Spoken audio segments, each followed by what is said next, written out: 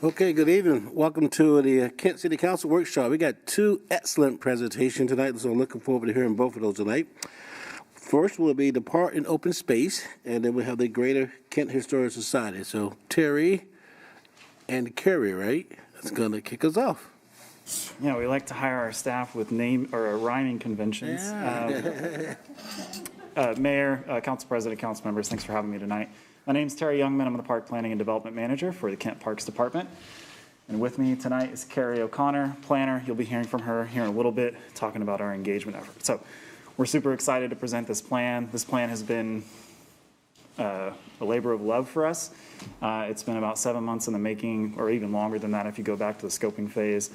And we're really excited to present some of the preliminary findings at this stage in the process. I'm going to be moving at 100 miles per hour with this presentation because there is a lot of content to it. Don't be intimidated by the number of slides because some of it will move relatively quick, but I am going to ask that we hold questions till the end if possible. If you really urgently need to ask something, of course, interrupt me, but I've got the slides numbered, so if you can just kind of take note of your question and the number of the slides, I'll come back to it and we can take a look at anything. Okay. So, you know who we are. We just did that, but the graphic on the right kind of outlines the relationship with our consultant team. So City of Kent, obviously the owner of this process at the top, but we contracted with Berger Partnership, and then Berger Partnership worked with several sub-consultants. Herrera, who's helping us with our GIS data and mapping, Pros Consulting, who's an industry leader in development of parks, recreation, and open space plans. And then D.A. Hogan, who helped us with some athletic field analysis and capacity study effort. And then one of the consultants that was subordinate to Pros was ETC, who specializes in surveys, statistically valid surveys. Wanted to start with, why are we doing a Parks and Open Space Plan update? Why do we do these things every 6 years? And so just as a reminder, the reason why we do this is because of requirements with the Recreation Conservation Office. We have to have a plan on record with them that's updated every 6 years to be eligible for grant funding. So it's a super important milestone for us to be able to apply for major grant opportunities according to their process and their cycles. But independent of that, I think too, what we really want for these plans to be relevant, and so the demographics, the population, the development of Kent changes in the course of the implementation of these plans, whereas it may be looking 10, 15 years out, we want to come back and revisit this plan and provide updates to it that responds to the changes that we see in the city. So that's another reason why we want to update it. This graphic you're going to see a couple times through the presentation. It really talks about the process and kind of, we've broken it down into these 5 distinct phases: information collection, engagement, data crunching, reporting, and then engagement again. You see engagement twice, right? There's multiple touch points for us on this project. The dotted line kind of shows where we are today. We're leaving this data crunching phase and we're now getting into the reporting phase and then into engagement again. But like you said, we'll be coming back to this and kind of revisiting, just kind of keep track of where we are within the presentation as it relates to this diagram. So let's start by talking about information collection. So to start these processes out, we really start by casting a very broad net of all the different reports, baseline information that we could be pulling in that then really helps us shape what those next steps of the process look like. So we've got a list of reports here, and these are things that we study ourselves. We also hand to our consultant team to say, time to study, do your homework, really understand where the city and where the region has come up to this point to then really provide a baseline of where this plan is trying to go. Because we don't need to reinvent the wheel on everything, right? There's a lot of good information that's been done historically that we could say is a starting point for all this stuff. So I'm not going to go through the full list, but just some to kind of key on here. Obviously, the 2016 plan is really critical. There's really major things that were established within that plan, specifically the recreational value level of service model is something that's really important carrying forward into this plan. Kent Valley Loop Trail Master Plan. The comprehensive plan is really important to us too. Obviously, this report feeds into the comprehensive plan. We just happened to get the timing of this one just right because the comp plan's being updated this year. So we're going to be wrapping this up around the time that plan's moving forward. So we'll be kind of be able to slide this one in to their adoption process. Some of the other things that we looked at is the TMP, with us playing a big role in the TMP. That was something we wanted our consultants to understand very well. State of play report, a lot of people are familiar with that, but that obviously sets some really important guidelines and recommendations for where we're trying to go. Health benefits of contact with nature, economic, environmental, and social benefits of recreation trails in the state of Washington. So a lot of basic information that we're sort of establishing moving forward with the plan. And then in addition to that, there is a big push for GIS asset inventory and recreational value analysis. And obviously public and stakeholder engagement really serves as a sort of baseline set of information through which we're building this final report. So let's talk about GIS asset inventory and recreational value analysis.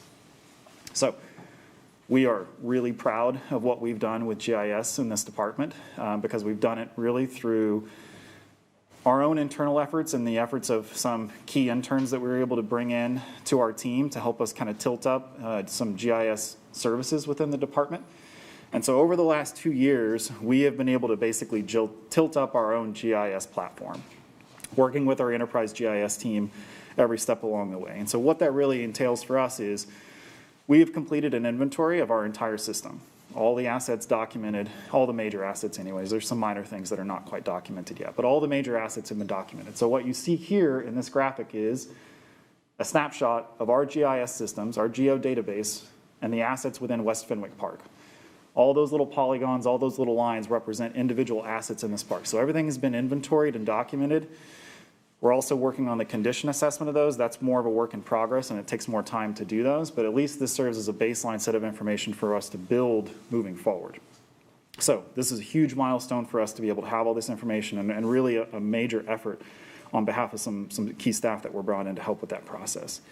So this GIS asset inventory then allows us to update our major asset inventory. Our major asset inventory is kind of one of the baseline metrics that is used to update the current recreational value score. So it gets a little bit complicated, but basically we need to understand what the state of our current assets are to really understand what the current recreational value of all of our parks and assets are.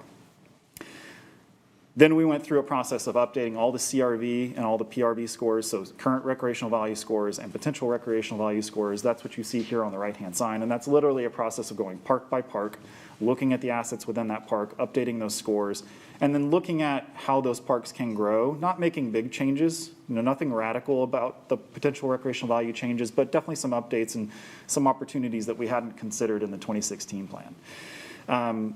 So big effort on getting GIS stood up for the department so that GIS could really be the baseline of how we do our analysis moving forward with this plan. So then we're kind of moving into the public engagement stakeholder phase. And I'm going to introduce Carrie, but I just want to say that Carrie has done a tremendous amount of work to get our engagement platform set up, and I just want to congratulate her on a tremendous amount of work in order to get things to where they are today. And another thing that we're really proud of is the level of engagement that the Parks and Open Space Plan has been able to accomplish in the middle of a pandemic with really complicated ways in which we can actually reach out to the public. So just wanted to kind of brag on her for a moment before I give her the podium and embarrass her. But yeah, just wanted to say that. Thank you, Terry, and yes, embarrassed. I am Carrie. Thanks for letting us be here this evening. As you can see from this graphic, this is our entire engagement process, starting from gathering data, as Terry stated, with the plans previously used and created, learning lessons from the past, creating contacts, setting up our website, engagekentparks.com, and specifically the project page for the Parks and Open Space Plan, all of our prep with interviews and finding contacts. We reached out to over 50 internal and external organizations and groups here in Kent, and we created an equity group that met periodically throughout this process because equity was a very important part of this plan for us. We held focus groups with stakeholders, and we spoke to 11 CBOs within the community. And while we were doing those interviews, we wrote the survey questions, we wrote the athletic survey as well, and we sent out all of our engagement flyers and mailers to make sure that we got good responses on the statistically valid and the general surveys. So while we were doing that, we also held pop-up events. You may have seen them on our Facebook page. We had a very good response for that. And then we're now in the reporting and data crunching aspect. So how did we reach out to the community? We sent out 65,000 mailed postcards, engagekentparks.com. We put 100 signs in our parks and on our trails. We held 3 general pop-up events, 3 targeted pop-up events. We put a peach jar flyer up in all 42 of our school districts. There was a post in the mayor's newsletter, the recreation program guide, recreation newsletter, both of our reader boards, multiple Facebook events, and an entire social media plan. So you can see in the top left-hand corner, this is one of our social media posts. In the bottom left-hand side is Lynn, one of my coworkers, standing out at a pop-up event where we got to talk to the community. And on engagekentparks.com, we had 3 ways that people could provide input. The first one was through the survey. Then we also gave people the opportunity to text us and write in on our website about what they like, what they love about their park, what they like to see change, and then also this map.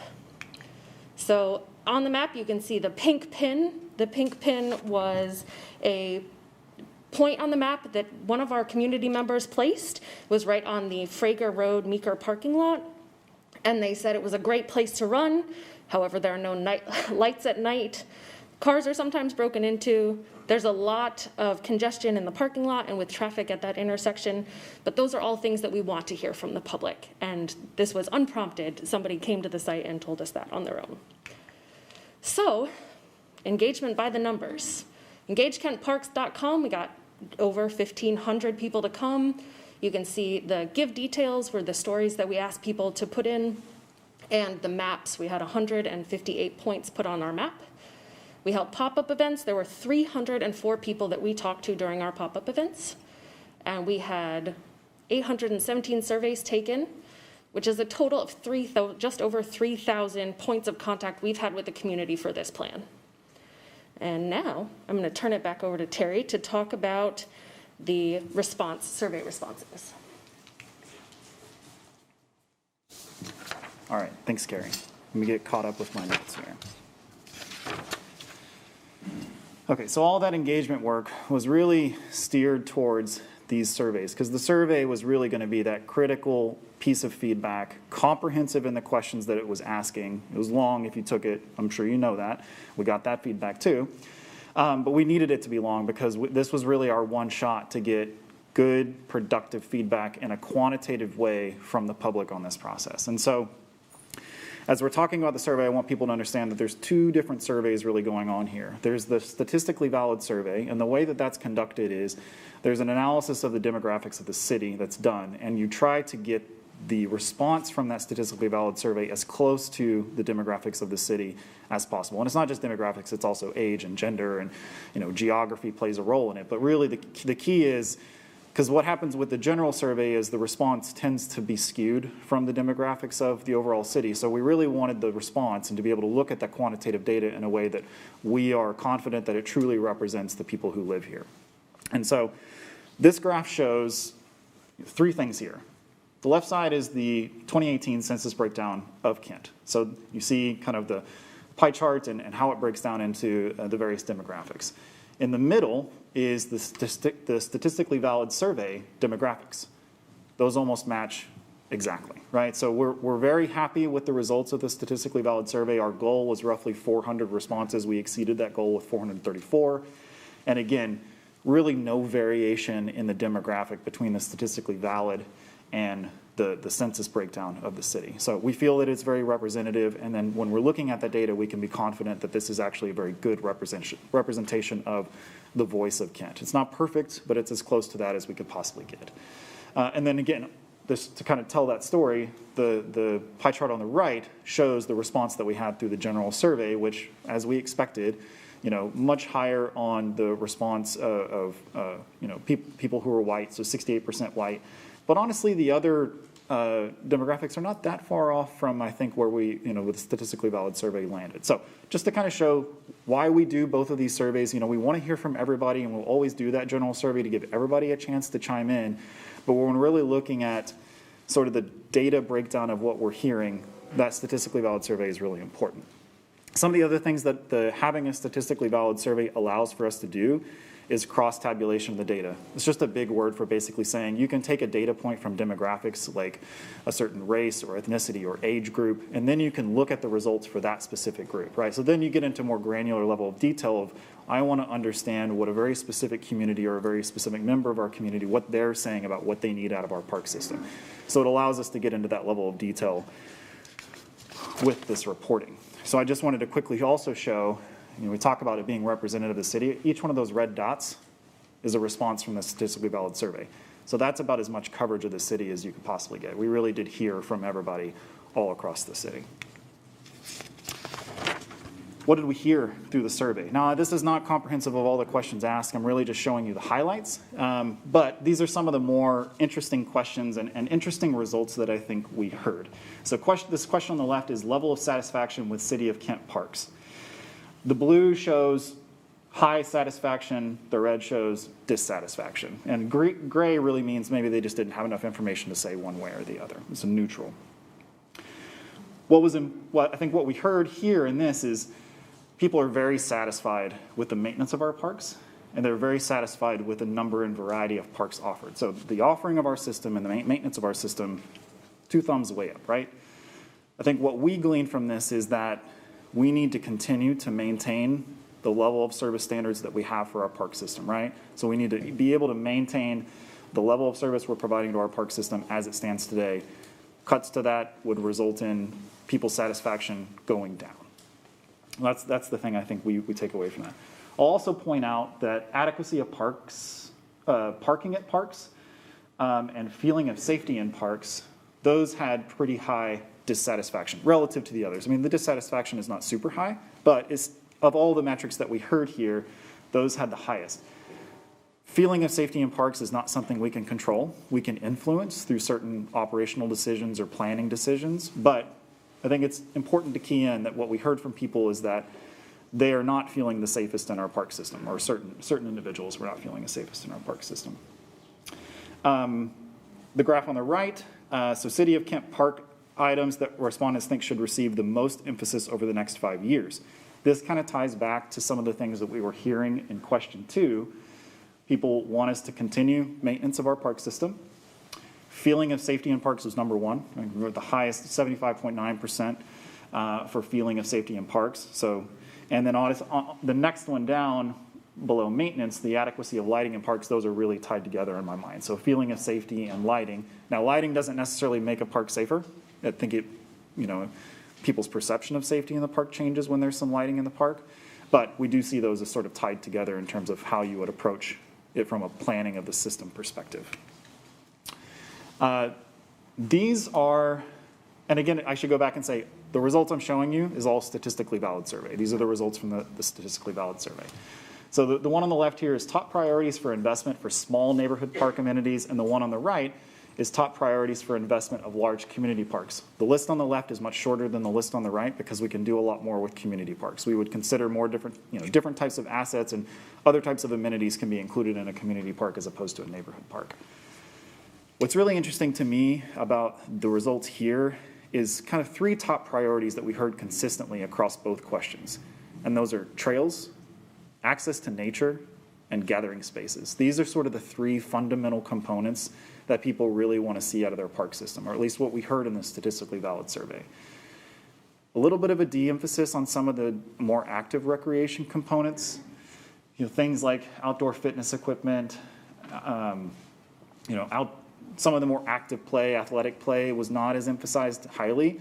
I think the reason for that is they tend to be a little bit more niche. It's not to say that we wouldn't build these facilities. That's not the point. But anything that's in a low or a medium priority, just because it's there doesn't mean it isn't important for the department to provide those services. But I do think it gives us some insight into what we're hearing from the community, what's important to them, and how we can make quality public spaces that are flexible for all sorts of people to use. So again, trails, access to nature, and gathering spaces.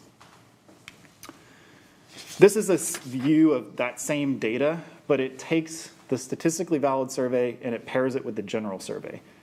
The only thing I really want you to pick up from this is that the results from those 2, from the statistically valid and the general survey, for these same 2 questions we just looked at, are more or less the same. What we're hearing as a result is people are valuing the exact same things. So you could consider, okay, well, the results from that last question, it may be an anomaly or something. No, because we're comparing it to the rest of the general survey and it's still accurate. So again, kind of seeing the same things at the top. The only thing I'll point out is that restrooms end up at the top. It's always a thing that we hear from people, and it's in community parks only. I think if we had included it in a neighborhood, it would obviously be at the top too, but as a standard, we're not really considering that for neighborhood parks. The next question is respondents' perception on what makes a public park feel welcoming. So this just gives us a sense of like, what is people's perception of what makes a park safe? Clean parks space and amenities, public restrooms, shade trees, and well-lit spaces. I shouldn't say safe, welcoming. What makes a park feel welcoming to them? I think the core themes that I draw out of this is maintenance, access to nature, and safety. Again, we're seeing kind of the same things come up through all these questions, these same kind of core principles, which I think is really fascinating. And then question 14, I wanted to include this one because there's been a lot of conversation about sustainability, resiliency. There was the council workshop presentation that happened a couple of weeks ago. We did plug a question in that kind of started to ask about some of these things because we knew this was going to be an important topic. And I think what we want to see here is that there's actually a lot of public support for a lot of these types of things. You know, blue is, you know, supportive or very supportive, and for basically all of these, people are overwhelmingly supportive of a lot of these measures. And just a few things to list out: invasive species management, native plantings and restoration of wildlife habitats, water conservation, so on and so forth. So a lot of support for some basic sustainability and resiliency practices. Okay, now we get into the bulk of the presentation, which is the geospatial mapping. This is something we've really taken our time with through the course of this planning process. We have a really talented consultant that's helping us through this process as we're kind of getting our own GIS services online. So I'm going to kind of walk you through a story of where we started with our geospatial mapping and kind of where we're landing with it. So these slides are going to move pretty quick, but it'll make sense when you see it. So now, understanding that we have our entire system mapped, all our park properties, all our assets mapped, we wanted to start by looking at access. And so here, creating a park walkshed. A walkshed is the area around a park that is reachable on foot by the average person within a set amount of time. So in this analysis looked at both a 10 and a 15-minute walkshed. A 15-minute walk is more or less the maximum amount of distance a person will reasonably walk to get to something, about a 3/4 of a mile. And this is really just serving as a basis for analysis, right? We're not saying that all people are going to access parks by walking, but you really just kind of have to start somewhere when you're doing this geospatial mapping. So understand it's not a perfect analysis, but it is getting us to better understand our park system and where the need truly is. It kind of goes through 3 steps. We're going to start by looking at access, then we're going to layer in equity and population density, and then where we land at the end of all this is really need. Where do we have the greatest need for additional parks or improvements to existing parks? So starting with walksheds. The first step in creating a park walkshed is to identify the locations where pedestrians can enter the park with no barriers. So you see the green park properties, now the pink dots have appeared that are showing access points into the park. Those access points for each park are then used to create a walkshed around the area based on travel time along paths and streets that allow pedestrians to access. So now you have these buffers that explain how far does this park cover in terms of the neighborhoods around it, in terms of walkability. Once we have the walkability determined, each park has been assigned both a current recreational value and a potential recreational value score based on our park performance tiers. Again, this was sort of rooted in the 2016 plan. The score is assigned to each park walkshed, and in this example, Park Orchard Park on the left here has a CRV, or a current recreational value, of 0.6, which is a tier 1, and North Meridian Park has a CRV of 2.2, tier 2. When 2 or more walksheds overlap, the recreational value scores are then added together. That's this area in the middle, highlighted in yellow. And in this example, the combined recreational value score of that area in yellow is a 2.8. So this analysis was also done for potential recreational value scores. We need to understand both where the system is today and where the system will be hopefully tomorrow. So Park Orchard Park has a PRV of 7, tier 4. North Meridian Park has a PRV of 15.75, tier 5.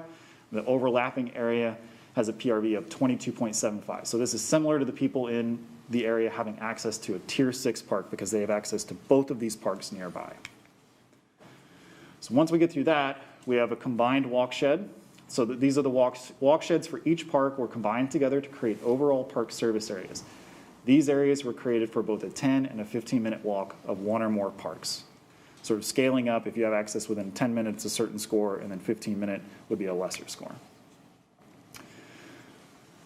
That was for all parks in our system. So the walkability, the walk shed mapping and access through walk shed looked at all parks in our system independent of classification. We also wanted to understand the distribution of our community parks. Kent has 11 properties classified as community parks. These parks are considered regional destinations that people are likely to be willing to travel a longer distance to access. So drive sheds were created for each community park, showing the area that can access the park within a 5-minute drive. Drive sheds were then combined to create a community park service area.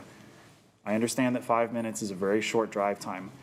We tried looking at a 10-minute drive shed, the whole city was covered, and there was really no way to differentiate someone having, basically everybody had access to a community park. So we ratcheted it down to a 5-minute drive shed so that we could determine who has close access to a community park versus people who have to drive a much further distance. It really just helped at the end of the day with the back-end scoring making more sense. So we had to ask the question, is the area within the walking distance of a park or driving distance of a community park? Access to parks and open space provides communities with opportunities for healthy activities. Areas within walking distance of parks are given a higher park access score than areas that are not. So according to 10, 15 minutes, and greater than 15 minutes. So what is the combined recreational value of all parks within a 15-minute walk? Access to a variety of recreational amenities like playgrounds, trails, sports fields, spray parks, and community gardens provides more of an enriching experience to community members. And so what we're seeing here, let me get caught up on my notes. I want you to key in on the legend on this slide, because this is a really important moment. What we're mapping here is access, so just is it within a walking distance, and now we're starting to layer in the recreational value of that access, because not all parks are created equal, right? So those areas that are colored in blue here have low access to quality community or quality parks, whereas yellow, orange, and red has very high access. We also wanted to look at transit because walking is just one way that people will get to the park. We wanted to give a park additional points because it had good access to transit and allowed people to arrive at that park via transit. So parks that are served by frequent public transit provided access to a higher number of people than just those within walking distance. Areas within frequent transit service are given a higher park access score than those with poor access to transit. So transit gets layered in as an additional scoring methodology. And where we eventually arrive with this is existing park access. So those three scored data sets, park service areas, so again, walkability, and drive shed, so walk shed for all parks, drive shed for community parks, recreational value, and transit scores, all three of those things get layered in to then look at overall park access for residents that live within proximity of a park. So those are combined together to create a series of existing park access maps. Some areas were excluded from this analysis. Those are those areas that are kind of grayed out. You see various lines. Those are basically streams and property that's owned by a public entity that's not a resident, because we didn't want to include that in the heat mapping. It's an exclusion from our data set. So on this, on the legend, on the low side, so for park access, if you have low access to park, meaning you have poor access to parks, quality recreation, you would be in the sort of purple, dark purple and light purple. And then on the other end, orange and yellow, you would have very high access to recreation, parks and recreation. So those areas in downtown, those areas sort of in the middle portion of East Hill, relative to other parts of the system, these are areas that have very high access to recreational value, quality recreation in our system. So this is the first map of park access. What we have here is three things: walkshed service area, current recreational value, and transit access. So this looks at current recreational value and walkshed with transit layered in. When we toggle to this, we're looking at potential recreational value. So I'm going to go back. this is current recreational value. So this is what the system is today. You'll see how the colors change when we go to potential. So if we build out our potential system, things that were in the moderate range in terms of park access now are in the very high, and low areas transition to moderate, right? So it's showing if we build out our system, there are certain areas of the city that are going to have better access or improved access to recreational value or parks. Even if we build out our entire system, there's still going to be areas of the city that have low or low moderate access to recreation. So I think that's an important thing to pick up on here. So this is that same access mapping, but now we're transitioning to community parks or the drive shed mapping. So again, this is drive shed service area, current recreational value, and transit access. So this is the system today for people's access to community parks. A lot of the area is covered in yellow and orange here. And so as we transition to potential recreational value, more of that area is now in the yellow range. So as we build out our system becomes better served by community parks. So now that we've got access determined, we understand where all of our parks are and what the recreational value of those parks are and how people get to them, that becomes then sort of the basis of information through which we build park need. Before we get to park need, though, we really want to layer in two things. Equity, because this was a critical component for the development of the scope of work, and really, one of the major goals of developing this plan was equity. So we wanted to spend a lot of time on this analysis, but it's equity and population density. Let's talk about equity. So one of the four primary functions of Kent Parks is that make them essential services to the city and community is that they help create social equity and connection. Creating a social race and social equity index. So to help plan for equitable outcomes, a racial and social equity index map was created based on three groups of data sets: race and ethnicity, socioeconomics, and health. We'll start with race and ethnicity. The Race and Ethnicity Index was developed based on the following census data at the block group scale: percent of population who are persons of color, percent of population who are English language learners, and the percent of population who are foreign born. And try not to pay attention to the colors yet. We'll talk about that in more detail. I just want you to really understand what criteria are being built into an equity map. So that was race and ethnicity. We also looked at socioeconomic factors. So the socioeconomic index was developed based on the following census data at the block group scale: percent of population whose income is below 200% of the poverty level, percent of population aged 25 plus with less than a bachelor's degree. The last factor was health factors. The health factor index was developed based on the following data from the Census, CDC, and the Washington Department of Health: percent of adults engaging in no leisure time physical activity, percent of adults with diagnosed diabetes, those who are obese, adults indicating mental health is not good for more than 2 weeks of the month, adults with asthma, life expectancy at birth, and adults with one or more disability. So again, those three components were added together to create a combined race and social equity index. Areas with a higher score, so high is indicated in yellow and low is indicated in purple on this map. So areas with a higher score indicate areas of higher vulnerability and opportunity for equitable investments. It's not to say that this would drive absolutely where we would spend, or how we would prioritize projects. This is simply a lens through which we can look at data and make more informed and better decisions about investment. So just kind of give people a moment to kind of absorb this, because this is a really big moment for our mapping process, and I think it's a really important tool for us moving ahead, not just for this department, but I think other departments are going to be very interested in looking at this data set and being able to look at equitable investments across the city.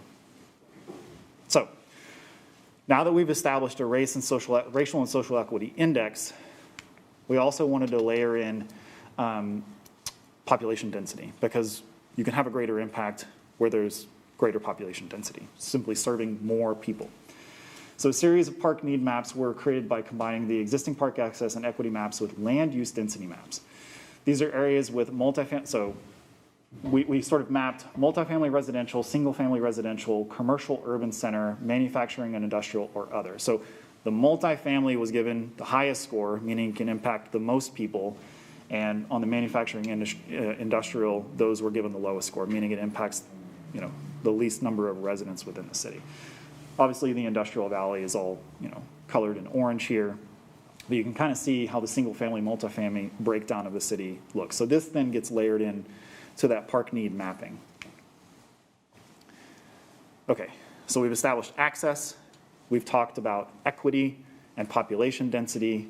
And then where we're arriving with all of this is need. What we really want to understand is where do we need to build, where do we need to renovate our park system? So this map shows park need based on the following criteria. Existing park access, so this would be walk sheds and current recreational value. Racial and social, uses the racial and social equity index and looks at land use, which is really population density in this case. The legend shows the same thing. So low is purple, meaning it has the low need for park access. Yellow is very high need for park access. So those areas in yellow, orange range of color are those areas of the city that when we look at these criteria, these are the areas of the city that have the greatest need for parks and recreation or access to parks and recreation. So this is, again, walk sheds and current recreational value. And I realize it's a lot of things to keep in mind, but there's a lot to this analysis. This map is the same map, but it's looking at potential recreational value. So I'll go back. So this is current recreational value. Well, what does our system look like in terms of need if we build out our entire system? So there's some color change here that happens. If we build out our entire system, we reach the potential of all the PRVs that we established for these parks. I think the thing to pick up on here is that even if we build out our entire system, we're still going to have needs in various places in the city. And what this really suggests to me is a two-pronged strategy. One is a reinvestment strategy, and we know that we have that. It was established in the 2016 plan. We're going to need to reinvest in our system. We've got great bones. We've got great parks in our system, but we need to up the recreational value of those. That's going to help fill a lot of the gaps, but it doesn't fill all of them. There needs to be a land acquisition strategy that really is specific to these key areas where we lack good access to recreation and being able to provide new park opportunities that don't exist today. We chose walk sheds for the purposes of this analysis, but I think also the thing to think about with this is that we have an enormous amount of data at this point, and we can slice and dice this any number of ways that we want. And I'm encouraging feedback on this process and ways that we can look at that. We just kind of chose something for the purposes of this presentation, and we're going to be going kind of deeper into this process. And let's talk about next steps of GIS. So now that we have all this information, where are we going next? We're hiring a GIS coordinator. Thank you so much for giving us the resources to hire this person on a full-time basis. This is really going to be the thing that helps us carry this effort forward, for it not to be a static process with the Parks and Open Space Plan, but rather something that we're working on continuously through the course of the next 6 years as we work towards the next Parks and Open Space Plan update. So we're hiring a GIS coordinator. The format that you saw, so sort of like this storytelling format, this map as we're moving through it, this is actually a piece from ArcGIS Online, story maps. You can create story maps. One of the things that we've built into the contract for this open space plan is that our consultant team is going to produce an actual story map that's going to live through the life of this 6-year implementation. So as we move through and we do projects and we make improvements to the system, we would actually be able to update that story mapping, and that's something that would be available to the public. It would be on our website. People would be able to kind of cruise through the similar type of format of presentation. It'll walk them through what all this stuff means, them to become educated on what walk sheds are, what CRVs are, what PRVs are, really kind of break this thing down into some basic terms that everyone can understand and really serve as an educational tool for how we're going to make decisions and priorities moving forward as a department. So we're going to have a story map at the end of the day. And then kind of the obvious next step is we need to get to a project list, right? So we've got all this mapping. We've got a list of projects. We know what the work that we need to do. How do we get to a place where we understand what the projects are, how we categorize them, how do we prioritize them, how do we organize this stuff? I think what we know about having all this information is that decisions around project lists and things are going to be opportunistic and intentional, right? We have very clear data that tells us where we need to invest. And it is paired up, I think, with a lot of our intuitive understanding of where we needed to invest in our system is syncing up really well with what the mapping is telling us. So that's great. We've been on the right track, I think this gives clear, definitive evidence of what those areas are. Okay, I'm kind of running out of time, so I'm going to move kind of quickly through the last few slides because I want to leave some time for Q&A. So we're now coming back to this. We're in this reporting phase. We have all this information, all the data crunching has been done. We're now coming up with strategic project list. We're looking at an operation and maintenance recommendations. We're working on the athletic field capacity study, which is another core component of this plan, and developing themes and visions of the plan that will be written and carried forward. And so we're going to be developing that project list. We have the project list, but we're going to need to kind of move through this process of scoring. We're going to need to run it through this rubric of the geospatial mapping that we have, because that's going to be one component of the scoring process. But we're also going to have some of these really, it's called themes here, but they're really criteria for scoring, because it's going to be a rather complicated matrix of all the different things that these projects could hit upon to then determine how big of an impact can it have. Because geospatial mapping is just one component, right? It's an important one, but it's all these things too. So things like natural resources, partnerships, O&M, so on and so forth. There's more to it than just that.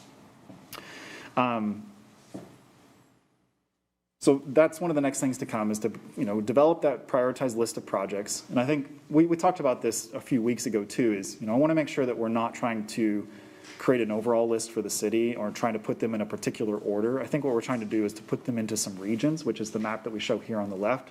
And these are sort of planning areas that we've established through the 2016 plan, but provided a little bit more clarity to some boundaries as we get into the geospatial mapping. That's been pretty important. But West Hill, Downtown, Industrial Valley, East Hill North, and East Hill South. Okay, timeline. So we're here in February at City Council workshop presenting a load of information. We're now going to be entering into that sort of 95% draft reporting phase. We've kind of seen some early drafts from the consultant that would then be that first draft that we would start to work through with staff and kind of get the language nailed down and understand the project list. But then in April is when we would really go live with this information as a public process. And the intent is to post this draft report to the public, allow an open comment period, probably about a 3-week period, where people can read the report. You all can read the report, provide us comments, tell us what you think about it, tell us what we may have missed, give us opinions about where project priorities lie, those sorts of things. We'll have a Parks Committee update in April as well. We also have, I'll be giving the same presentation to Parks Committee next week. Then in May, we would really be after that public comment period is over, we would really be looking to finalize the report in May. I would be coming back to City Council workshop. I have a date lined up in May to give a final presentation of the Parks and Open Space Plan at that time. And where we would really be talking about the final project list and really the findings of the report. And then in June, we would have a City Council vote. We would take that to Parks Committee. It would start there. And then City Council would vote on it, and then we would have a final RCO adoption of the plan. Okay. I'm stopped talking for a while, and I'm happy to answer any questions. Wow, that was a lot. Thank you so much. Let's see what I hear. Let's go with Councilmember Core, please. Thank you, Council President. Thank you, Terry. Great information. I have a few questions.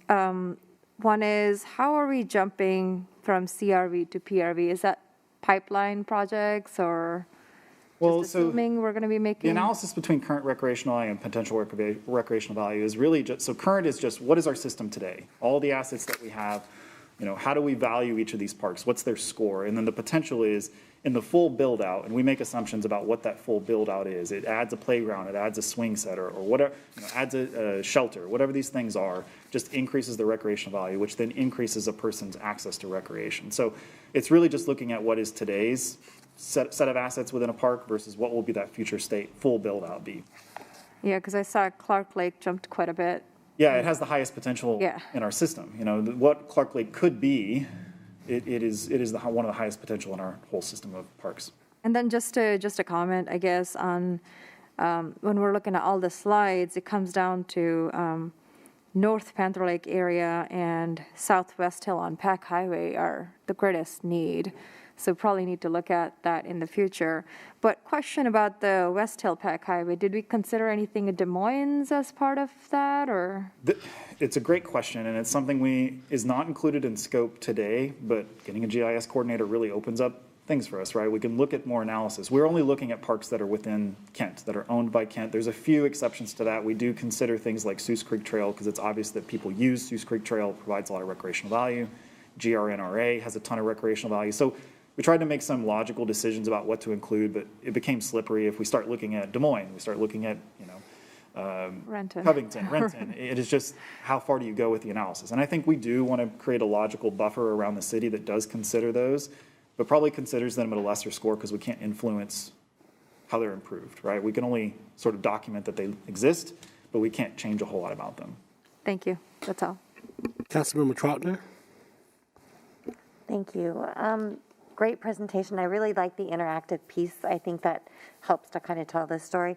Going back to slide 14, you talk about the statistically valid survey, and you said you were looking for a goal of 400.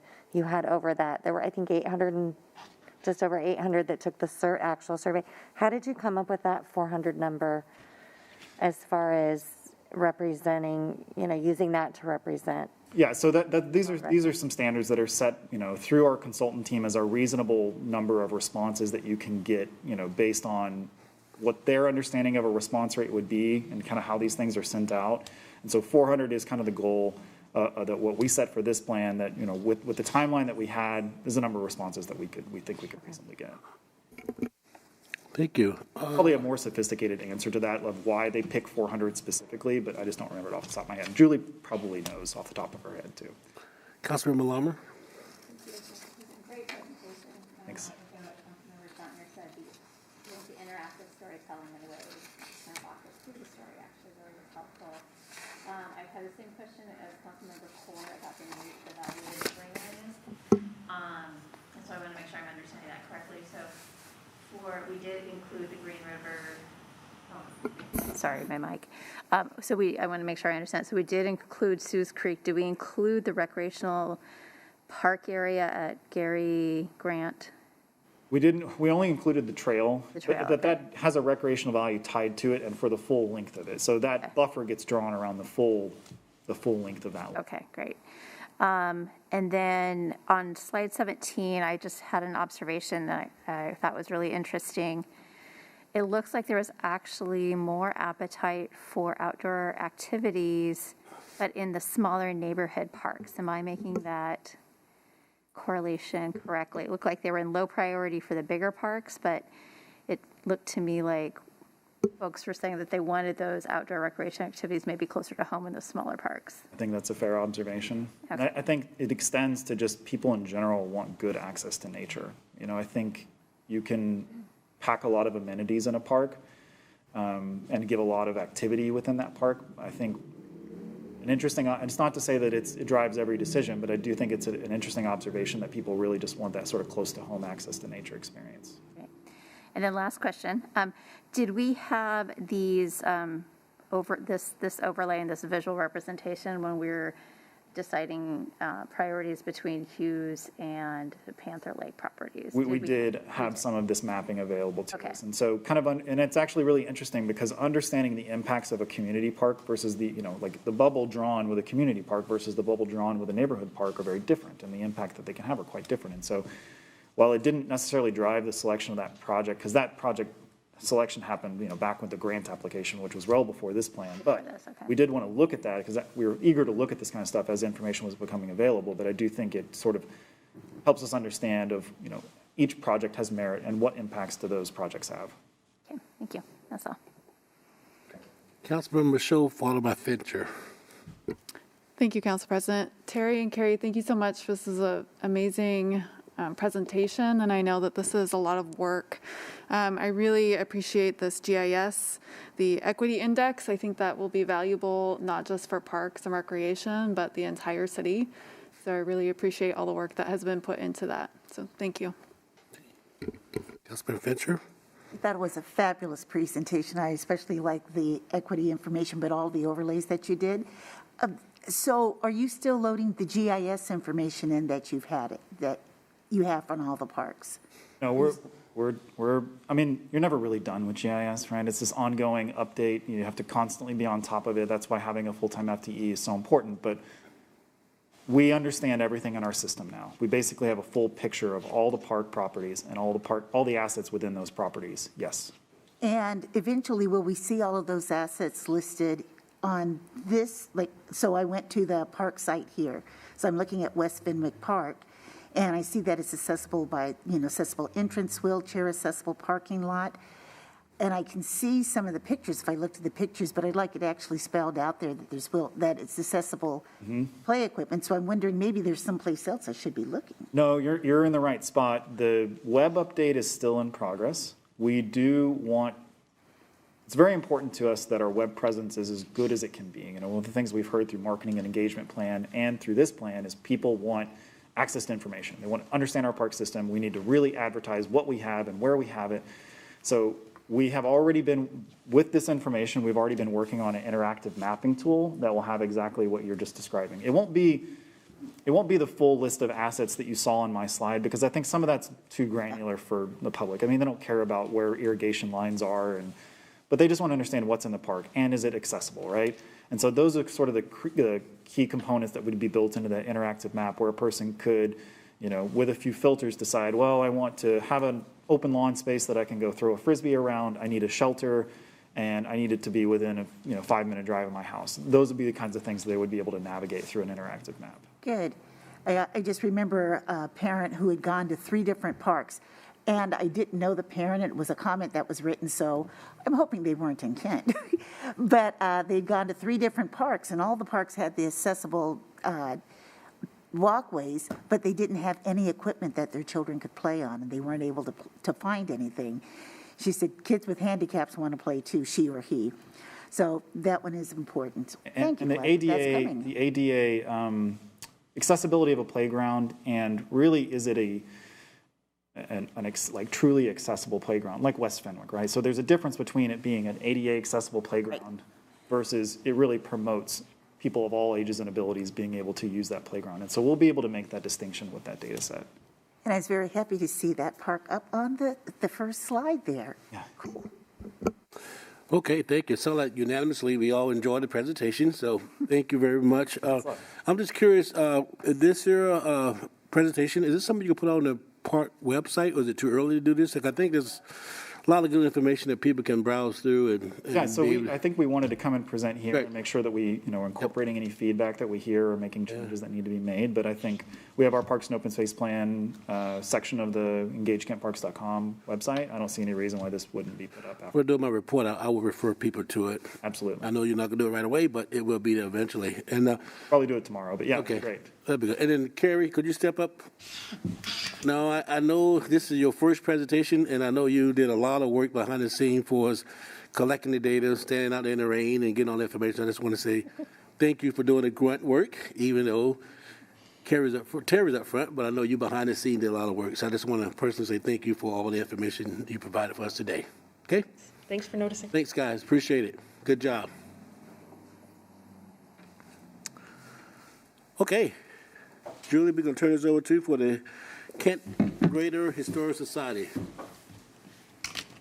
Great, thank you. That's tough to top, huh? And it's my own department, darn it.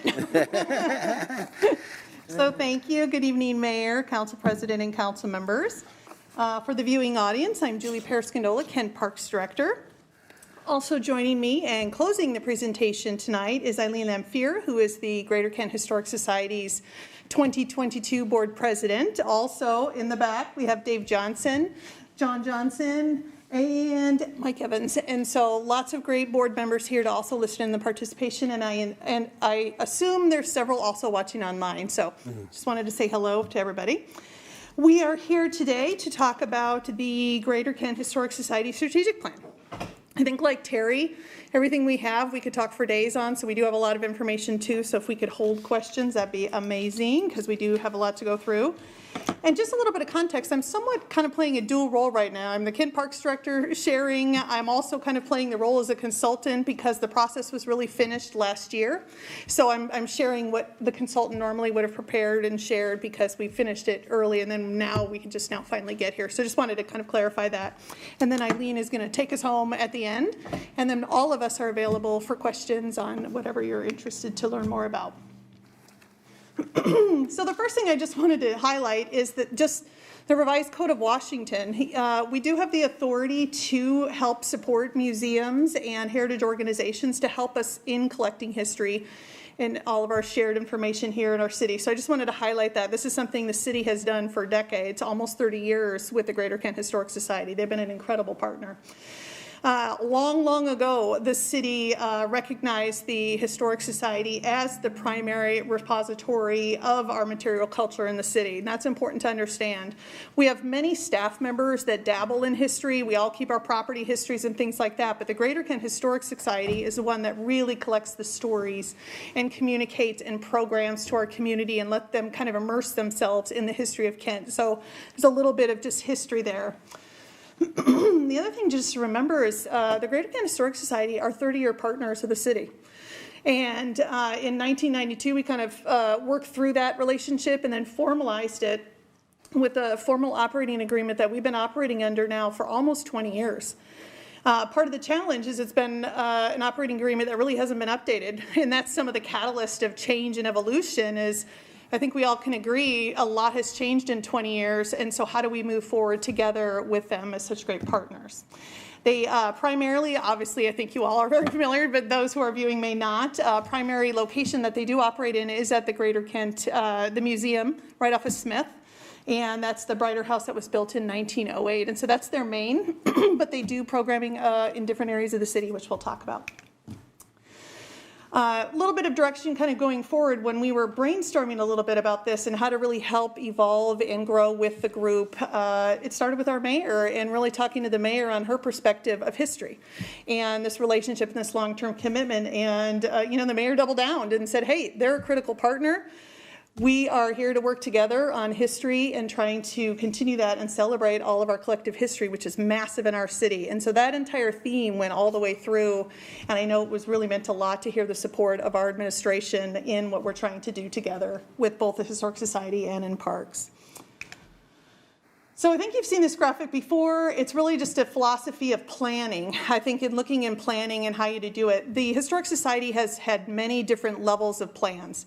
It's not that they don't plan, just not planning to this magnitude. And how can we really help and really broaden? We have such a broad reach here at the city. How can we help them broaden and get some feedback that they may not have been able to do with their own resources? So I don't want to make it seem like they don't plan. They absolutely plan. In fact, even started their own type of strategic planning process before we stepped in and offered to help them out.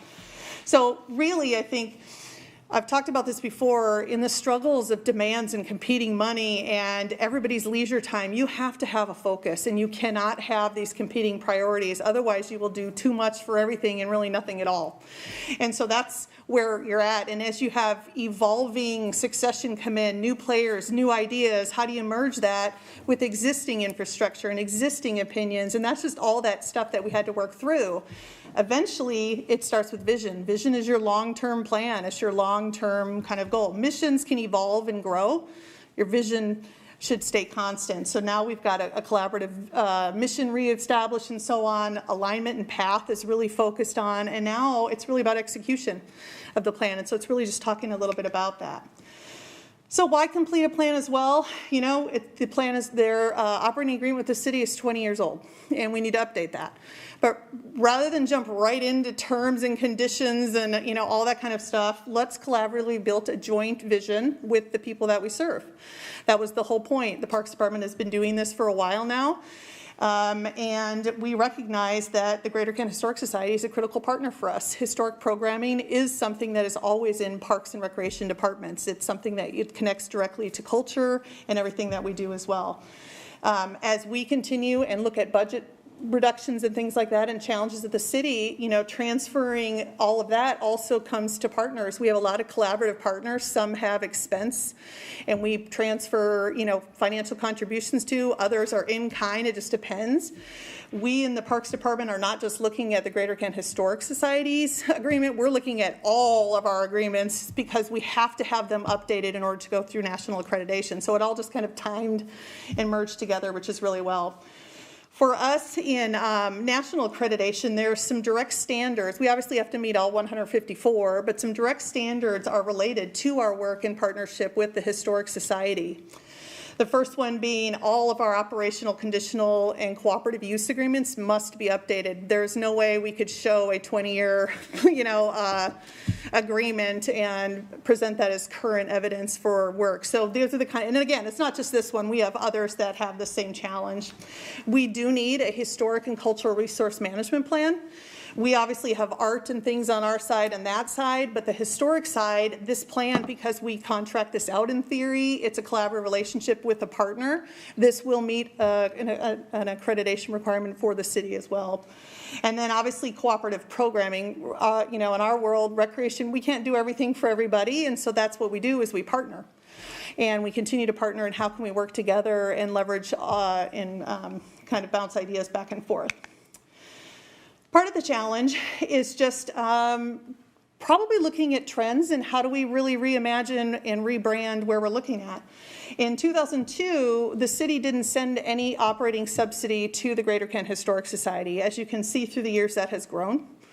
And went from 72 to 20 to whatever. We are now transferring, effective in the latest budget, $100,500 that contributes to Historic Society operations.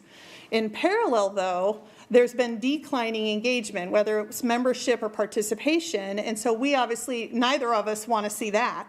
So the challenge of this plan is to look at, well, okay, let's reverse this trend. This isn't good. What are the barriers? What are we going to do here? And then how do we get this trend back up and stabilize? And a lot of that is to really deliver programs of what our community really wants. And that's the whole benefit of planning with the people that you serve, because they will tell you what they will come to and what they won't. And so how do us and the Historic Society kind of change a little bit of our delivery model to actually do what the community is really interested in? The current financial pro forma and kind of the baseline of where we're at, the City of Kent is the primary resource that funds the Greater Kent Historical Society operations at 73%. The Historic Society is very aggressive and are constantly trying to look for grants and how they actually bring in income on where they're at. What they don't do is a lot of fee-based things. They have offered fee, service programs in the past, but they're not a traditional revenue type center like, say, the rec division is, right, where we're charging fees and charges on things. And so that's a change that they're going to have to reflect on to try and bring some more income and revenue into the system. The plan itself has a lot of really cool ideas that they can explore, but it takes resources and money to be going to do that. So how to bring money into the system. Part of the challenge is in the past, for whatever reason, the Greater Kent Historic Society is their own 501c3. They have their own operating bylaws, their own articles of corporate. They run their own area, and it's important to understand that distinction. And so when they're looking at costs, they look at their costs because that's what they should do. That's their organization. However, the city then also supports through park operations, our facility operations division, we pay the utilities and so on. When you add our cost in there, that makes it a total cost, right? And so part of this plan looked at how do we look at both of what we're putting into this particular resource and how do we collaborate. Part of the challenge that we're trying to figure out is the cost per experience. Everything in park, you've heard me say it, everything in parks and recreation costs money. The challenge is what % is reasonable for recovery of fees and things like that. The recreation division at this point averages $1 to maybe $8 per visitor because we have a lot of leverage of people. The way to bring a cost per experience down is by serving more or watching expenses. I think if you look, the Greater Kent, I don't even know how they do what they do because they have so much, they don't charge, they don't cost themselves, they have massive volunteers, and so they have a very lean budget. They don't have a very lofty budget that has a lot. So there really isn't a lot of number crunching you can do in the actual numbers. So in order to bring that number down, because it really is a little too high for where it is, how do we bring it down? By serving more, because then the cost distributes more and it makes the return on investment better. And so the whole goal here of this plan is how do we bring in more, how do we revitalize, how do we get more energy, and how do we as the city also support all the efforts of such the great volunteerism that's happening out there to leverage our history, because it's really cool stuff. We just have to get it out there, and I think we'll see later in the presentation we have a lot of opportunities. Couple baseline concern is really understanding the COVID-19 pandemic. It changed the landscape in many different ways. 2020 brought us the pandemic. It brought us a lot of civil unrest. It brought how we all change in technology. There is so much that happened. Some museums even closed their doors and have not reopened and will not reopen. The Historic Society was very strategic in this time frame. They did close. But during that time, they repurposed and focused on planning and building all their back-end infrastructure. So they did a lot of that stuff during the close. They'll be opening here soon, which you'll hear later from Eileen.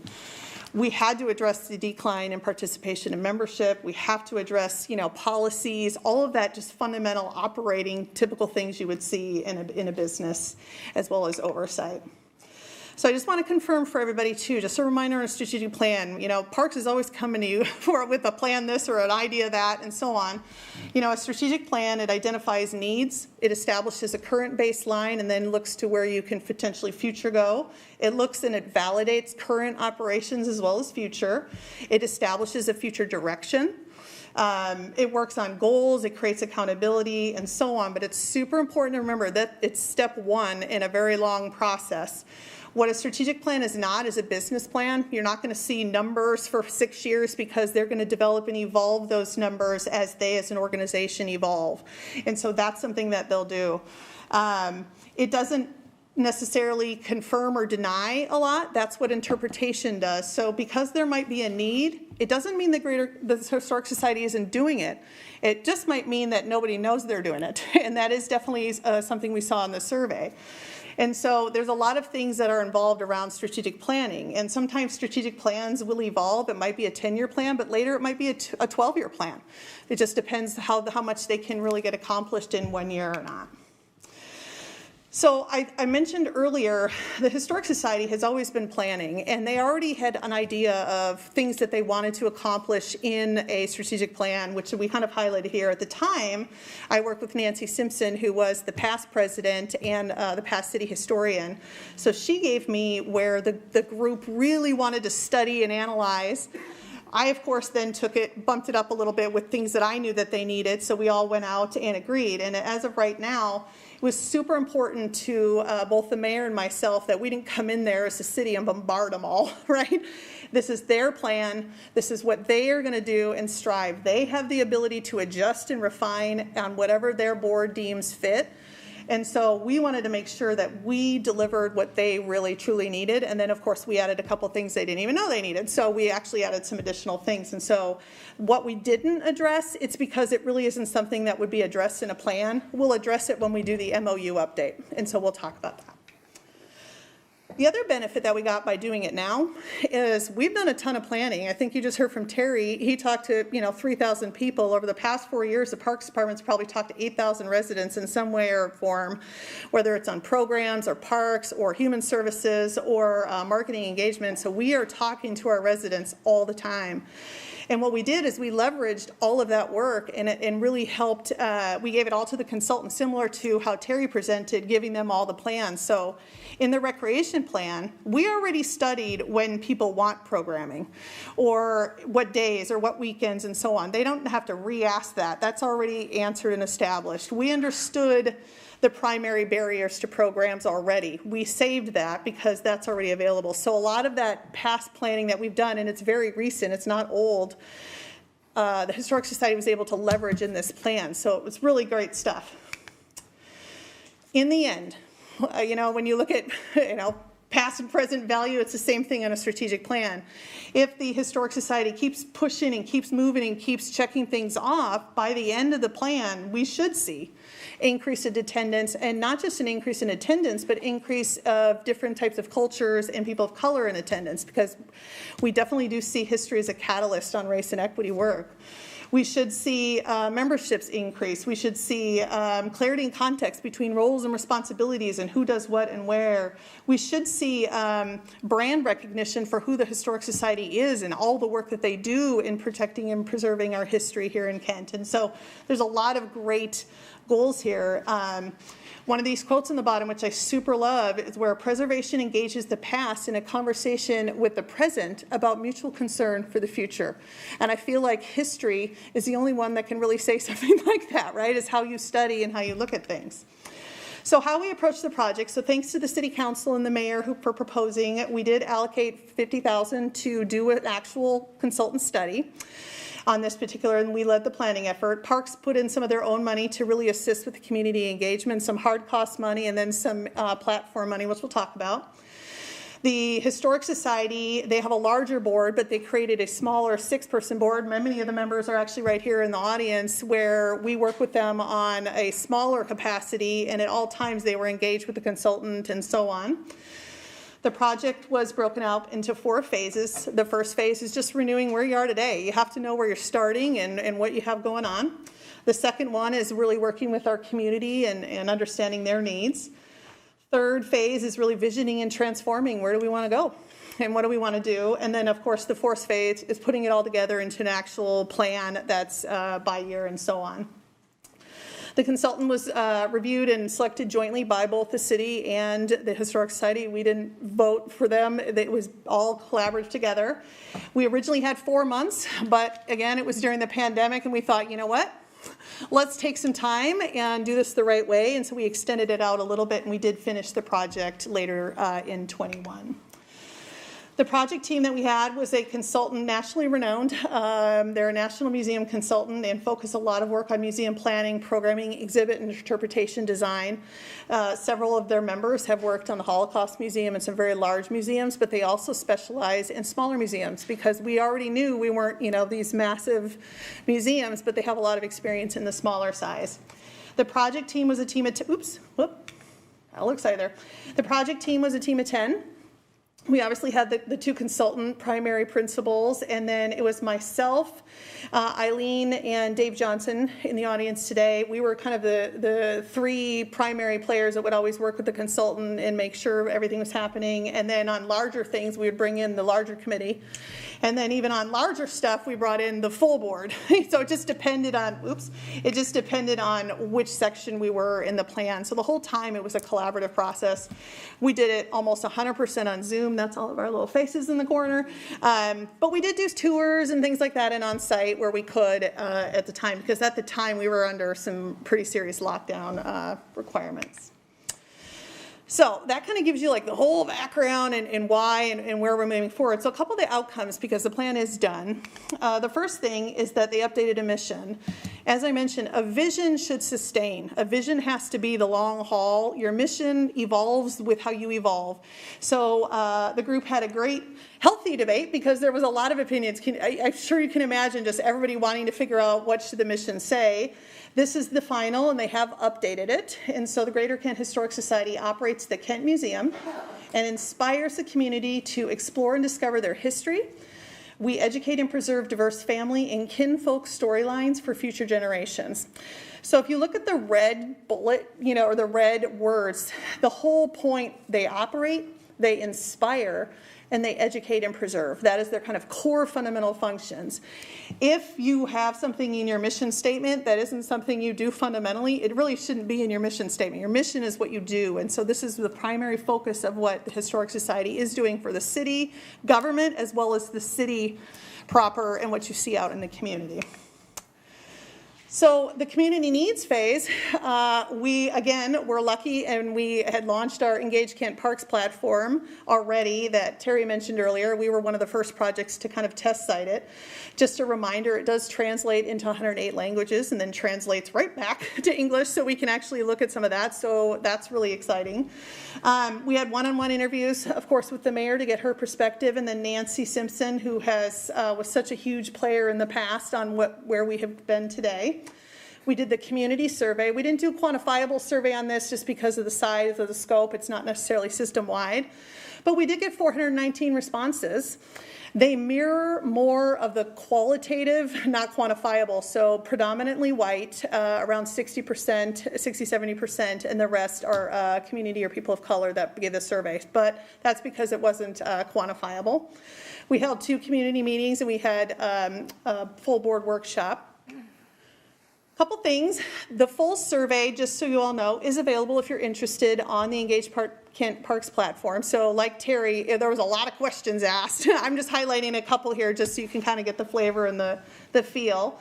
You know, the first thing we did, and the Historic Society helped us build all this, and so this is something that they put together originally and then we launched on the platform, is we asked the community is, what do you want to know? You know, what are the most important things? And we gave them obviously a collective list of things to consider. What rises to the top is 71% are very interested in the history of early Kent. So between 1853 and 1910. Immediately following that is a theme which you'll see throughout. 57% were very interested in local Native American history. Not just past Native American history, but present history, and that's a theme all the way through. And then of course the third one coming in strong is immigrant and refugee stories. There's so many cultures in Kent, and so how do we tell the stories of the cultures and what's happening and how they arrived in Kent and all these great stories. The other thing we looked at is how do people resonate with the Brighter House and the museum itself, and then is the museum the identifier, and if it's not, what else do you want to learn about?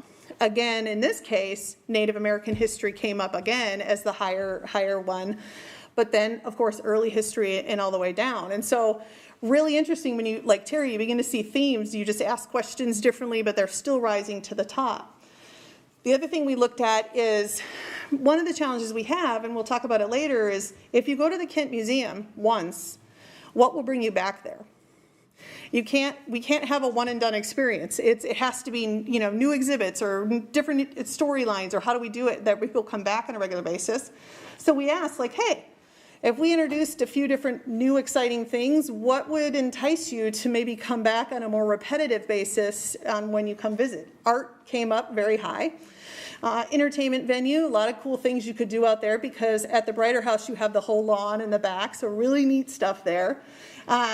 Coffee shops, obviously sitting in that beautiful space is a great space. Genealogy is huge. So all these kind of really cool things just to be able to have food for thought and reflection by the group. Same thing with serving a broader kind of community and understanding the diversity on where you're at. Where do they think more diversity is needed? Native American history came up again as a very high.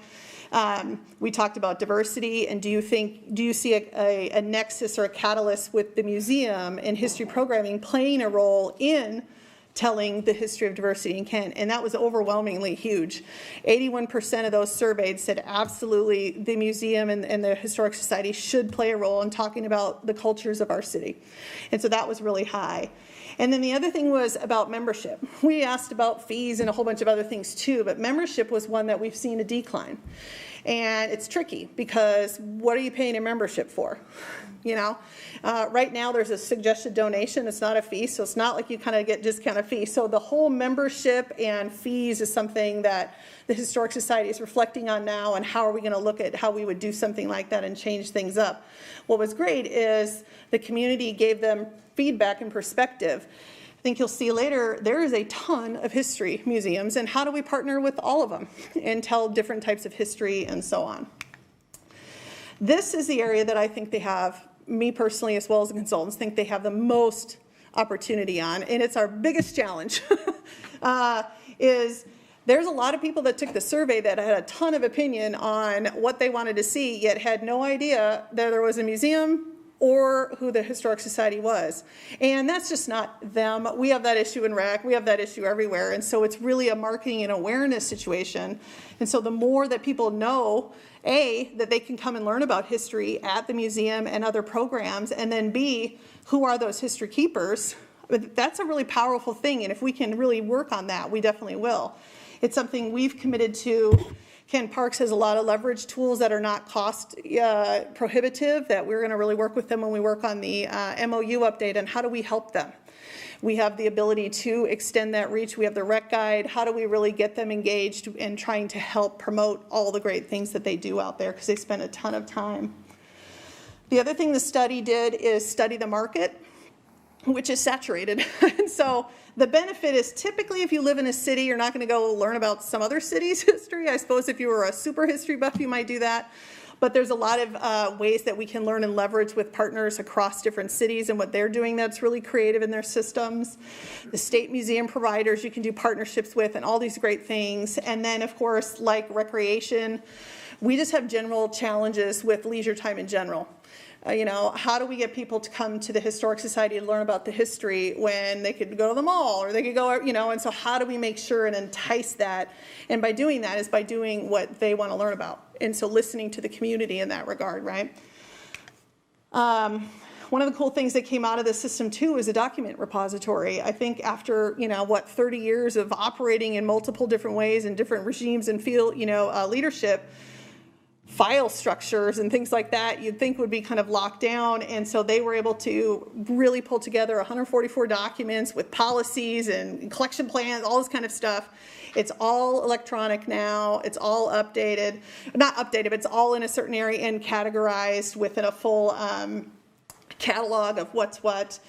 The Historic Society uses a software called Past Perfect. It's kind of a national trend of software that manages artifacts and collections and stories and so on. In the past, they somewhat had it on the older system. That's the disk in the software. They've evolved that already. We didn't even finish the project, and they've already got it up on the cloud, and they're already kind of moving forward. And so that's really cool. So now all of those collections are backed up now on a regular basis. The consultant, when we were here, did a lot of touring of not just the Brighter House, but the Neely Soames House, which is underutilized via history interpretation. And then the whole Mill Creek neighborhood. I mean, the whole place is historic, right? And so how do we look at not just focusing work at the museum, but doing other things in other exhibits, which we'll talk about. And then finally, the category of the breakout of how the plan was built, which I'll talk about here in a minute.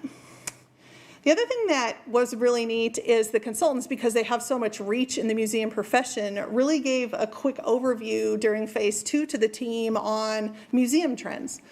What are others doing that's really cool, and what are the emerging trends that are happening out there? And that's the great thing about history, is you can steal and see what everybody else is doing that's having success. I think everything post-pandemic is interesting. Technology, just the whole civil movement. There was a lot of movement in 2020 and above to really place that at the forefront of focus again. Looking at topics of local interest. I mean, obviously Native American history is very important. Sports, military, real family stories of people that were in Kent are very meaningful to people and their experiences on how we were. Traveling exhibits, really huge, lots of opportunity here. How can we work on potentially getting a traveling exhibit at Kent Station and some of the storefronts? How do we do a traveling exhibit at Neely Soames, here at City Hall? So there's lots of great opportunity, and we don't want to limit, hey, we get the agreement is with the museum, but there's a lot of places that Kent Parks and the city can work and partner on bringing our history where the people are, right? Instead of having everybody go to the museum. So lots of great things, and we'll work through that when we do the MOU. Quirky is cool. That's kind of a fun thing, is what things you think might be a little weird, people kind of like. And so there's a lot of really cool exhibits out there that focus on some of that stuff. As well as technology. A lot of the smaller museums are doing escape rooms where you don't need a lot of space to do an escape room, and the whole storyline of the escape and trying to find clues to get out is based on the history that you create about your own city or about a particular community or whatever. So there's a lot of really cool things that you can do in gamifying things and so on. And then just the whole social justice movement. It was really clear there's been a theme throughout this entire conversation about history being the keepers of the story and re-narrating the story, or understanding how the story came, or researching stories that haven't been told yet, and things like that. And we have such a great connection to really cool things here in Kent. Why not share all of the great things here in Kent? So lots of great stuff, and this was a whole phase. I'm just kind of giving you a quick sneak peek. So they did look at staffing structure in this area. I think you can imagine with a tighter budget, there's not a lot that they can do. Obviously, they have the full board. Then they elect a president that then works directly and hires a museum director. And then the recommendation is to really, at some point in the longer term future, to have an education curator that actually, or coordinator that really comes in and focuses on school and field trips and really focuses on the education side of history and how we do it. At the same time, looking at a future part-time curator. Some of the challenges, just because an artifact is old doesn't mean it should be accepted and done. It has to have a story, it has to have a connection to Kent, and so the Historic Society is going to be looking at kind of their collection management and how do they really look at those type of artifacts. And then in the future, of course, just volunteers and part-time and so on. The space was a study. You know, the museum's a little bit of a challenging space because the only accessibility is the first floor.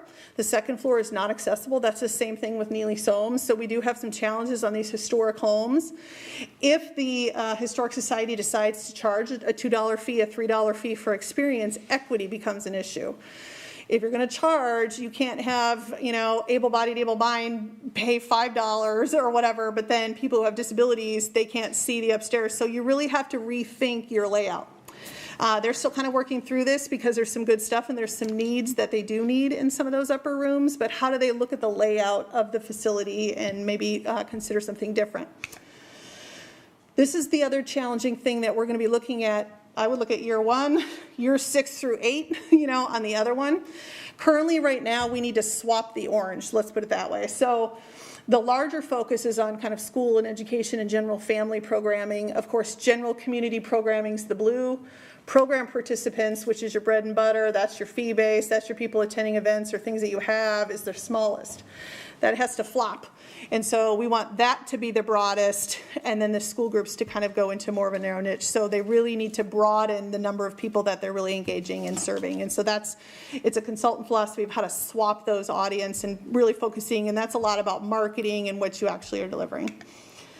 The final plan framework, again, the plan is available if you'd like to see the full plan on the Engage Kent Parks platform. But they looked at strategies for just our relationship and how do we work together and collaboratively. We looked at programs. We looked at exhibits and displays. We looked at collection management, marketing strategies, of course, financial and forecasting, personnel, administration, and operations. So there's strategies each year that address each one of these buckets in the actual plan. So the plan itself is a 6-year plan as written. It's, again, a strategic plan, so depending on what can officially be accomplished which year might roll into potentially an 8-year plan. It just all depends what they can really push in advance as they're going. So each year has literally a checkbox like this, done, done, done, done, you know, working on it. Biggest priority they're focusing on right now is the hiring of a new executive director. That's going to be a very critical position to begin to advance the plan. How great is it to come to an organization that already has the roadmap done in a way? So they're working on that now. Lots of great stuff here. One of the fundamental shifts too that we've done with the Historic Society is in the past we had Nancy Simpson was the city historian, and that was kind of the role and the title. We've shifted that now to the historian is the Greater Kent Historic Society. So if for whatever reason the city has a need for a face or representative, the Historic Society will put that player forward subject to mayor review. So we've kind of swapped that out a little bit. It isn't necessarily a person. The organization is really the city historian. And then as we need, or we work with, you know, the Preservation Society or something, we might have representation as needed. And then the first year is really focused on setting up the framework. They've got to set up some policies. They've got to set up naming. They've got to set up data tracking and all the kind of typical stuff. And then each year, which I'm not boring you with right now, but each year builds upon the last year. So if something is delayed or deferred, totally the Historic Society's call. They then will know any kind of consequence or stuff that might impact year 2. So next steps, and then I'm going to pass it off to Eileen and then answer any questions. There is no official need for the City Council to adopt the plan. This is really the Greater Kent Historic Society plan. We were just the project manager support and help lead collaboratively because we do have the high contribution and MOU with them, but this is their plan. And they will continue to evolve, and then we will build in checkpoints and performance when we do the MOU update. The Historic Society did formally vote and accept the plan at their January meeting, so that's official on their side. They are beginning now to explore and implement, okay, it's a lot of work, we're going to get started, and how do we kind of compartmentalize it? They are reopening, but I'm not going to steal Eileen's thunder. I'll let her share that with you. Our next steps, the first step was creating the vision and the plan forward. The next step is updating that 20-year MOU. So once we update that, we are going to be looking at, we're starting in March, probably a 3-month window. And we're going to be adding performance in there, confirmation of who does what in maintenance, all that type of stuff. And so that will come before the City Council for formal adoption once it happens. So just a heads up on the next steps. So with that, I'm going to invite Eileen to come on up, and she's going to share a few words, and then we're all here if you all have any questions. Okay? So Eileen, take it away. I can't get my team to. Oh, you guys don't want to go up there? We have this thing where it's throwing somebody under the bus, and a bus just came through. Good evening, Mayor, Council President, and Council members. Thank you so very much for allowing me to say a few words of thanks. Thank you first to Julie. That was a great summary of a year plan plus. And if any of you have been involved in something like this, there are so many moving parts. But I'm here to say on behalf of the Greater Kent Historical Society and my team, I want to thank the City Council and the Mayor for some directions for your continued support for the Kent Museum. Especially when we went into the pandemic, it could have been very easy to, well, they're closed, they don't need our help, we'll just put you on hold for a while. But you had some confidence in us. And so, as Julie had mentioned, we had a small group, and we decided we needed a strategic plan. And we went through a lot of surveying of ourselves and talking, and what do we need to do, where do we really want to go? But, you know, we just didn't have the skill set. I mean, we could figure out this is what we want, this we don't want, but how do we do that? And so the city stepped up and said, you know what, we'll give you some help.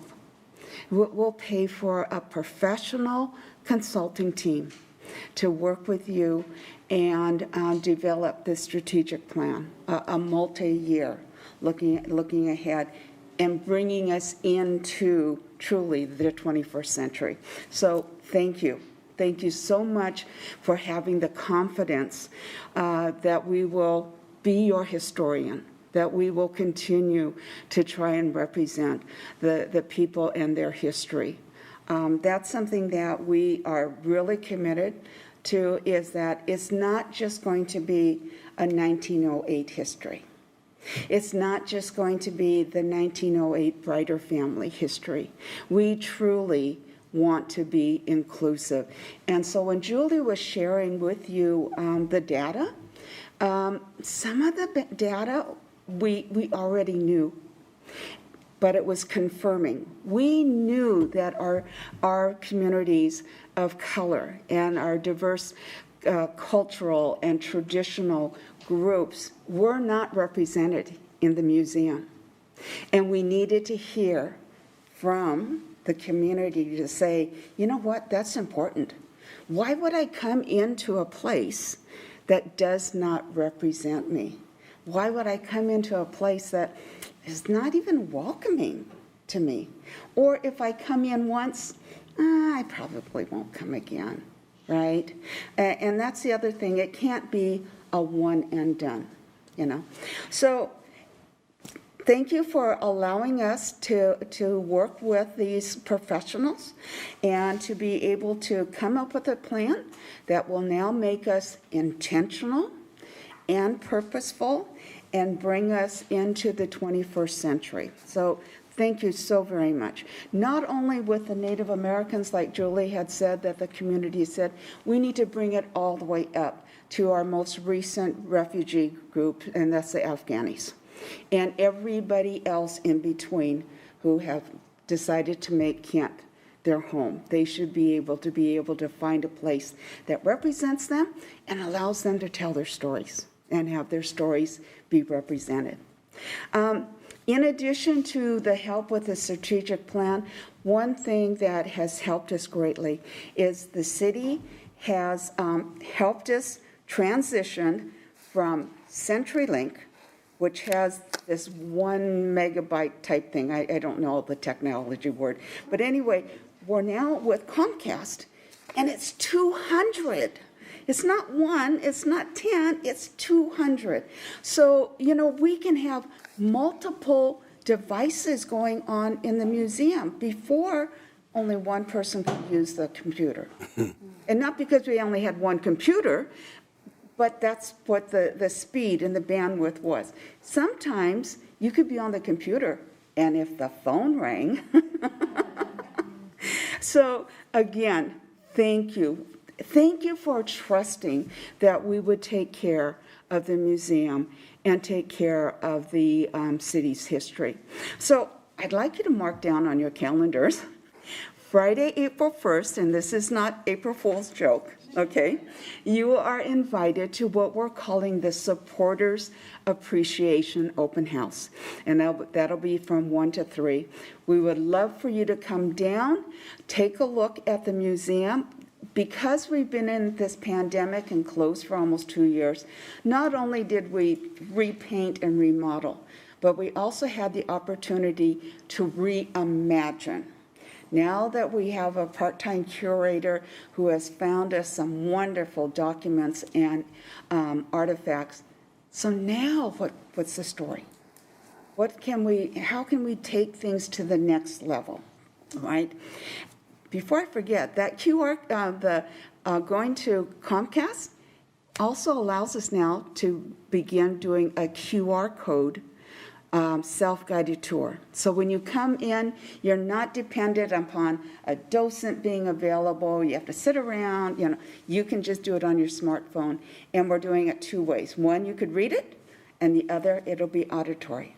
So thank you again. I hope you'll be able to come, and I know the board and the rest of the community would love to say thank you for your support. So, questions? Just in case. Just in case. And that's the end of the presentation, so any questions?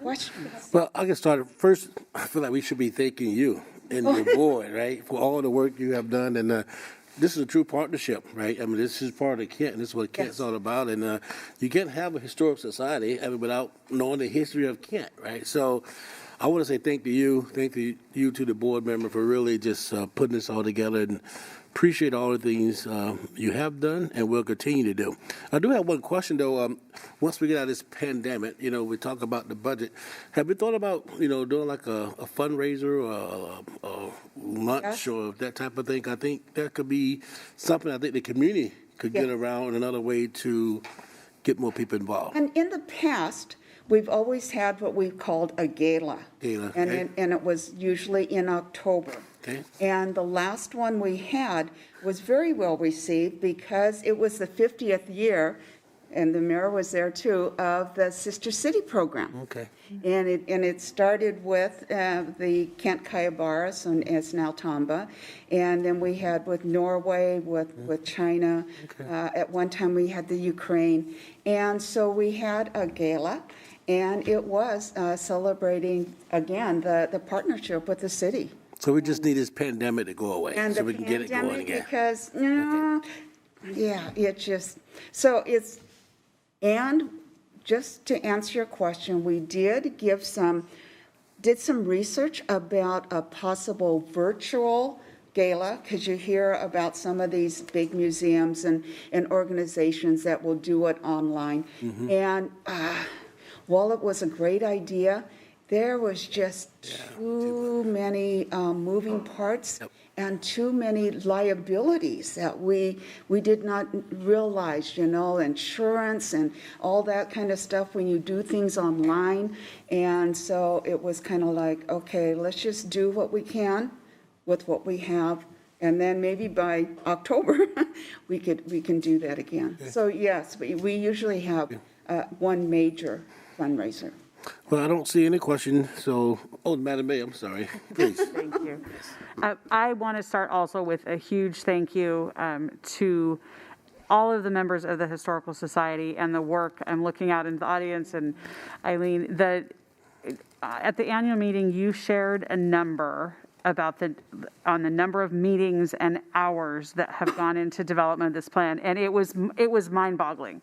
I have been able to sort of watch from a distance as this has been happening, and I've been hearing about the meetings, but I don't know if you know that number off the top of your head, but it was pretty. He probably knows. Yeah, I think it was 135 meetings during the pandemic. Yeah. And averaging 350 volunteer board hours per month. So that I mean, absolutely staggering the amount of work that has gone into the development of this strategic plan. Julie, I want to say thank you to you for taking this project on and making it personal. It's something that we have been needing to do to continue to strengthen this partnership and really create a vision for our history here in Kent. I am so excited to see this plan move forward and things unfold. There are amazing things coming for the museum, for the Historical Society, and for our community. And I just want to say thank you all for your volunteers. And this is the work that's being done is incredible. And I like I said, I can't say thank you enough. I'm really, really excited. Cannot wait to get back in the building and see what's been done, and then watch as our history unfolds in front of us. So thank you all very, very much. Thank you for your kind words. Okay. All right. Well, we'll adjourn until 7 o'clock. Thank you.